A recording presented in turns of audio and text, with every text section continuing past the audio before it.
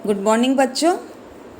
आज का अपना टॉपिक राजा राममोहन राय के समाज सुधार का तार्किक आधार क्या है। इससे पूर्व अपन ने राजा राममोहन राय को भारतीय पुनर्जागरण का अग्रदूत कहा, ब्रह्म समाज की स्थापना की बात करी और स्वतंत्रता के बारे में राजा राममोहन राय के विचार क्या हैं, इस पर अपन ने चर्चा करी।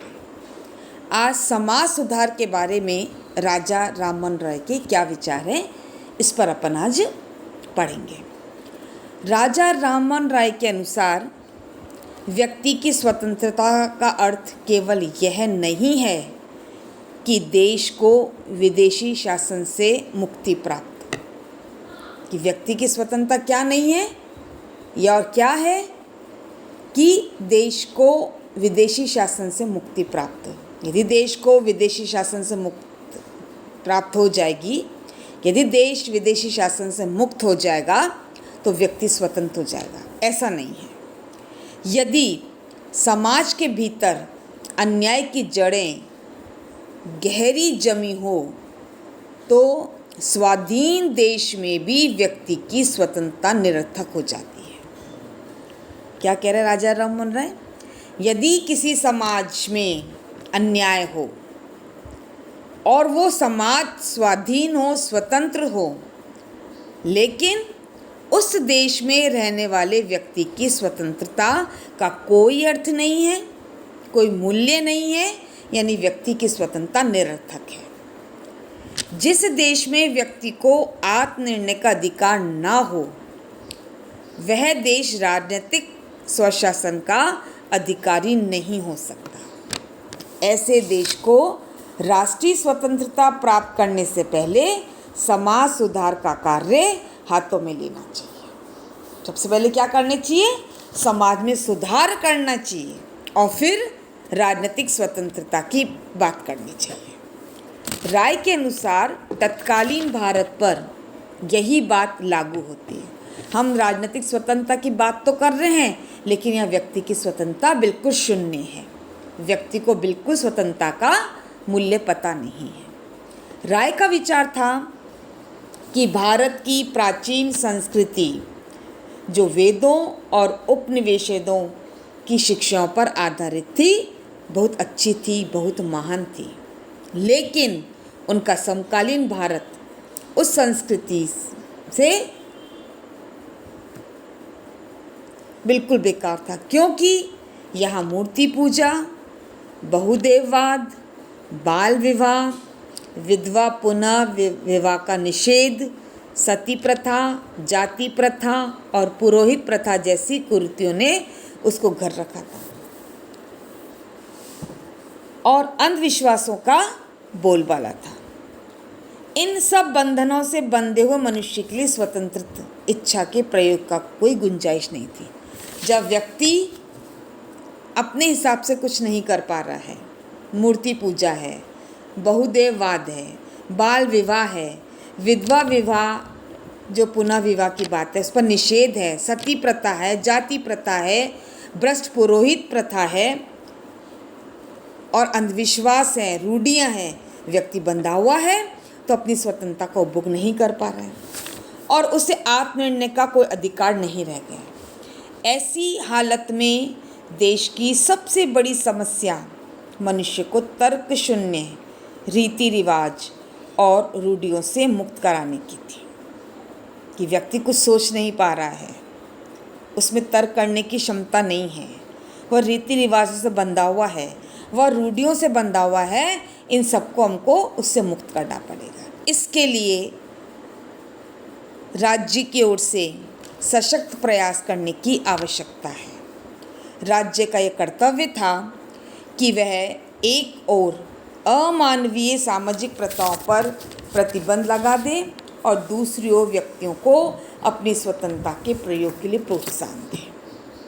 राज्य का क्या ड्यूटी है कि जो प्रथाएं हैं जो अमाननीय हैं, अमानवीय हैं, जिनको कोई नहीं मानता, और व्यक्ति की स्वतंत्रता के प्रयोग को प्रोत्साहन दे। अतः कानून निर्माण के साथ साथ शिक्षा का प्रचार प्रसार भी अनिवार्य है। कानून निर्माण किए जा राज्य के द्वारा, लेकिन कानून निर्माण के साथ साथ शिक्षा का प्रचार भी जरूरी है, क्योंकि शिक्षा ही एक ऐसा माध्यम है, क्योंकि शिक्षा ही एक ऐसा साधन है जो मनुष्य को अज्ञान के अंधकार से बाहर निकालकर सामाजिक कुरीतियों के त्याग की प्रेरणा और साहस प्रदान कर सकती है।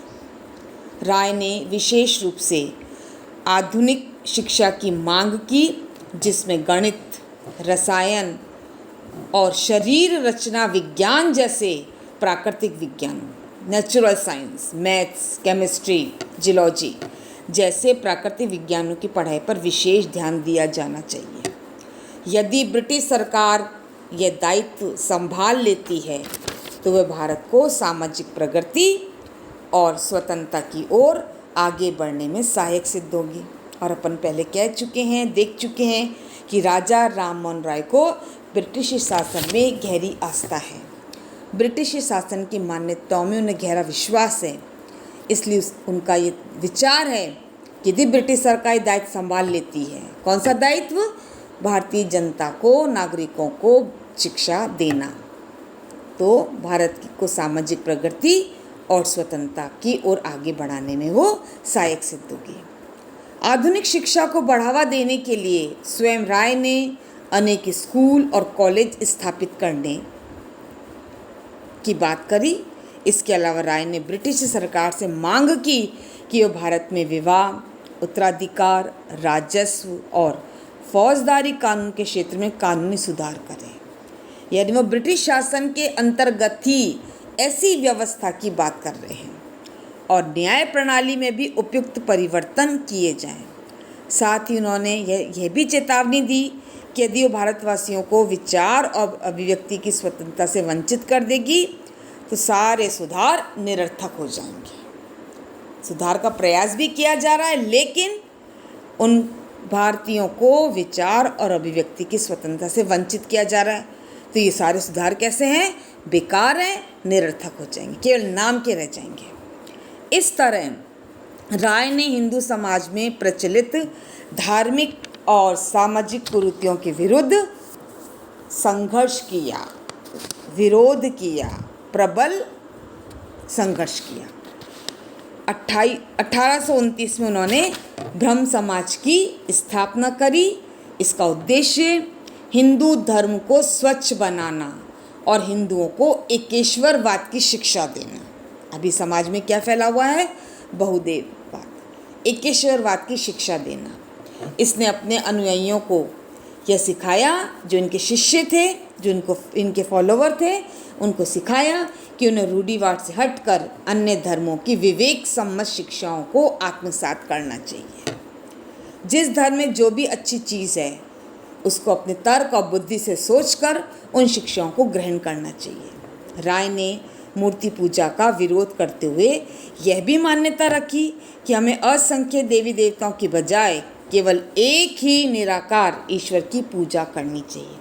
इसको एकेश्वरवाद कहा है। जाति प्रथा पर तीव्र प्रहार करते हुए राय ने तर्क दिया कि इस प्रथा ने न केवल समाज में घोर विषमता पैदा कर दी, बल्कि यहाँ के लोगों को देशभक्ति की भावना से भी वंचित कर दिया। स्वयं ब्राह्मण कुल में जन्म लेकर राय ने ब्राह्मण जाति की श्रेष्ठता को चुनौती दी और समानता के विचार को आगे बढ़ा देने के लिए अंतर्जातीय आदान प्रदान, अंतर्जातीय प्रीतिभोज, अंतर्जातीय विवाह का समर्थन किया।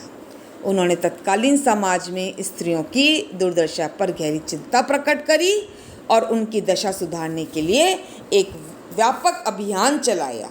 उन्होंने इस धारणा का खंडन किया कि स्त्रियां बौद्धिक या नैतिक दृष्टि से पुरुषों की तुलना में हीन होती है। उन्होंने स्त्रियों के लिए आधुनिक शिक्षा का समर्थन किया और सामाजिक पुनर्निर्माण के उनकी भूमिका पर बल दिया कि समाज का यदि पुनर्निर्माण करना है तो स्त्रियों की भूमिका भी अनिवार्य है। उन्होंने पारिवारिक संपत्ति में स्त्रियों के अधिकार का समर्थन किया और सब कुरीतियों की तीव्र निंदा करी। उन सब कुरीतियों के प्रति आक्रोश व्यक्त किया जो समाज में स्त्रियों की दुर्दशा को बढ़ावा देती है। उन्होंने शिशु हत्या, विशेषकर कन्या हत्या, बाल विवाह, बेमेल विवाह, बहुपत्नी विवाह और सती प्रथा जैसी अमानवीय रीतियों का तीव्र विरोध किया, जिसमें विधवा स्त्री को उसके मूल पति की चिता के साथ बांधकर जीवित जला दिया जाता था। उनका उन्होंने घोर विरोध किया। उन्होंने प्राचीन शास्त्रों से प्रमाण देकर लोगों को ये विश्वास दिलाने का प्रयत्न किया कि हिंदू धर्म जीवित सती के दाह की आज्ञा नहीं देता। मानवीय तर्क बुद्धि भी इसका अनुमोदन नहीं करती। किसी स्त्री को उसके पति की प्राकृतिक मृत्यु के लिए दोषी नहीं ठहराया जा सकता और निर्दोष जीवित स्त्री का दाह मानवीय गरिमा का उल्लंघन है। उन्होंने तर्क दिया कि जीवन ईश्वर की देन है, उन्हें नष्ट करना